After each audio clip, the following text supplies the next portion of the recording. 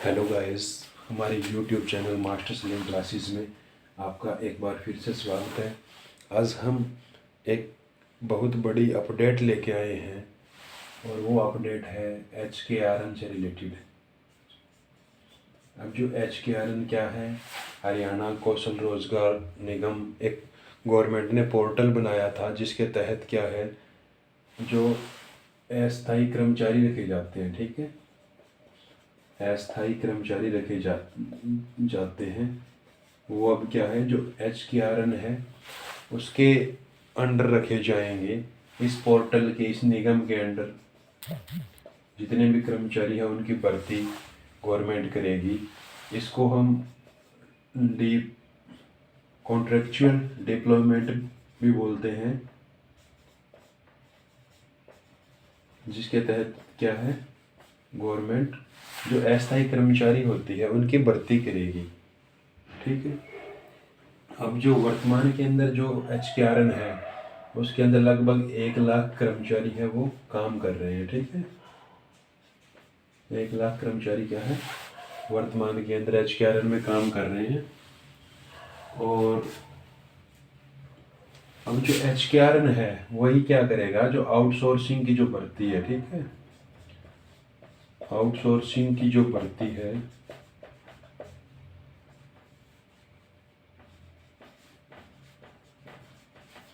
Outsourcing से वो क्या है, अब HKRN ही करेगा। अब जो HKRN ने क्या किया था, 103 कैटेगरी के जो फॉर्म निकाले थे, ठीक है, जिसमें अलग अलग टाइप की जॉब थी। 103 कैटेगरी की इन्होंने फॉर्म निकाले थे और फॉर्म भरवा भी लिए गए थे। फॉर्म को क्या है, फिल करवा लिया गया था। उसके बाद फॉर्म फिल करवाने के जब करवाए गए थे तो उस टाइम क्या था, जो HKRN था उसके अंदर जो सिलेक्शन का क्राइटेरिया था वो 100 नंबर के बेस पे हुआ करता था। लेकिन अब जो सरकार है उन्होंने क्या किया है, इसके अंदर चेंजेस कर दिया है और अब जो सिलेक्शन का जो आधार होगा वो 80 अंकों के आधार पे होगा, ठीक है। अब जो 80 अंक है उनको भी अलग अलग तरीके से डिवाइड किया गया है। और अब की बात क्या है, जो सामाजिक आर्थिक जो मापदंड थे उसका आपको क्या है, कोई भी अंक नहीं मिलेगा, क्योंकि जो माननीय हाई कोर्ट ने क्या कैंसिल कर दिया था, जो सामाजिक जो आर्थिक आधार पे जो 5 नंबर मिलते थे या 10 नंबर मिलते थे उनको क्या है, हाई कोर्ट ने खारिज कर दिया था। इस कारण से अब ये नंबर नहीं दिए जाएंगे किसी भी कैंडिडेट को। तो जो सिलेक्शन का जो क्राइटेरिया है वो किस बेस पे रहेगा, सबसे पहले तो जो 40 अंक तो रहेंगे आपके इनकम के आधार पे, ठीक है। अब जो 40 अंक मिलेंगे आपको इनकम के आधार पे।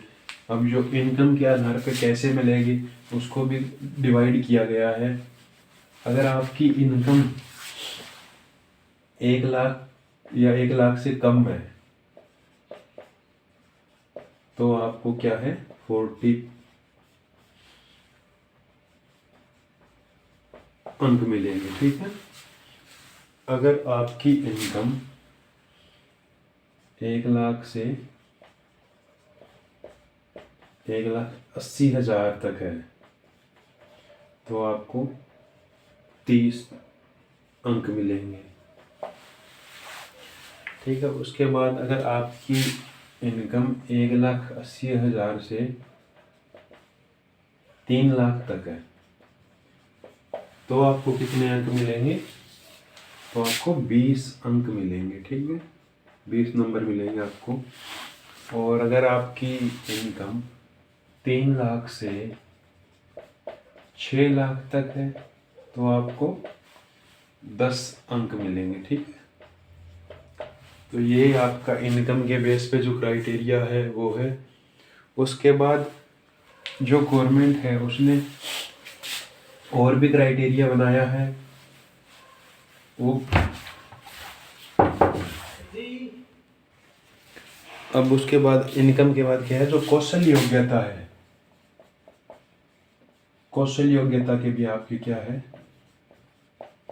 5 नंबर मिलेंगे आपको, ठीक है। कौशल योग्यता के भी आपके 5 अंक होंगे। अब जो कौशल योग्यता के अंदर आपका जो भी डिप्लोमा या डिग्री है वो किससे रिकॉग्नाइज होना चाहिए, या तो SCVT या NCVT, ठीक है, या NSQF या SVSU, ठीक है। अगर ये जो एजेंसी है या इंस्टीट्यूट है, इनसे जो अगर रिकॉग्नाइज है किसी भी स्टूडेंट के पास डिग्री या डिप्लोमा है कौशल का,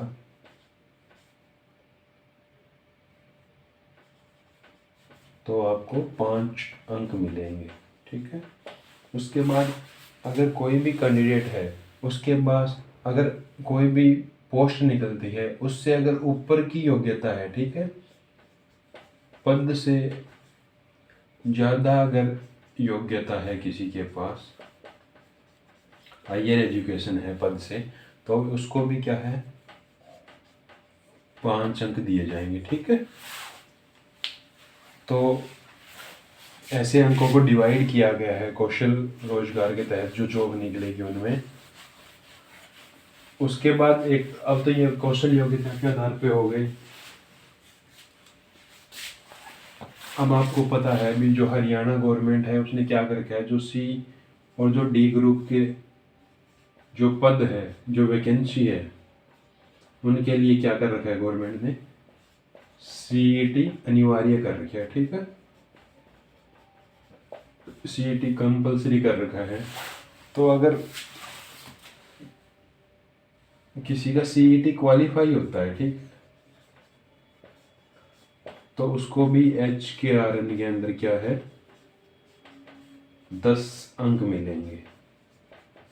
CET अगर किसी का क्वालिफाई है उसको भी क्या है HKRN में 10 नंबर दिए जाएंगे। उसके बाद जो अंक है उनका डिस्ट्रीब्यूशन एज के बेस पर भी किया गया है, आयु के बेस पर भी क्या है मार्क्स को डिवाइड किया गया है।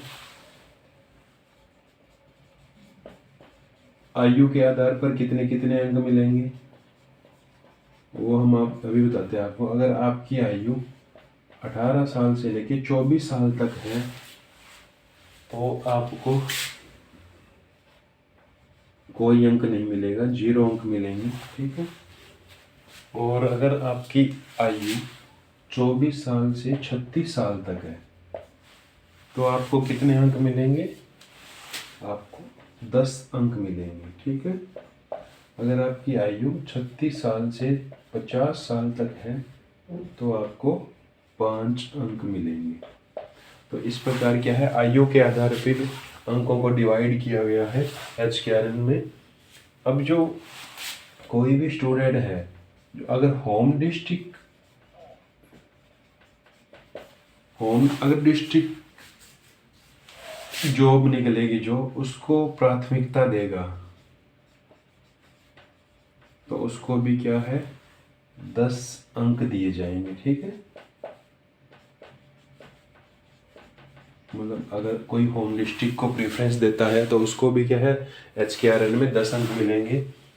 और अगर कोई भी कैंडिडेट है अगर अपने ज़िले से बाहर के ज़िले में अप्लाई करता है या जो दूसरे ज़िले के अंदर अगर पोस्ट निकलती है उसके लिए अगर अप्लाई करता है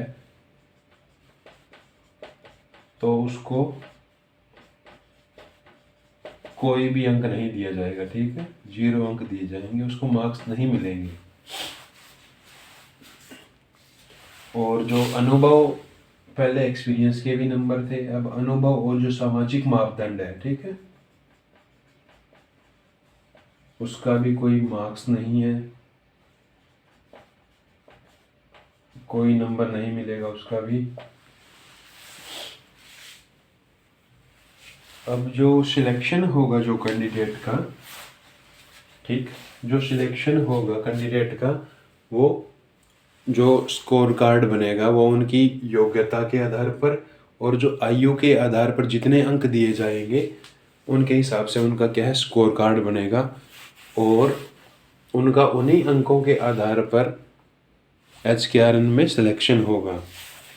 अगर मेरी वीडियो आपको अच्छी लगी हो तो आप शेयर करिए, चैनल को सब्सक्राइब करिए और बेल आइकन को दबाइए, और जो आगे भी हम आपके लिए अच्छी अच्छी न्यूज़ की वीडियो बना सकें।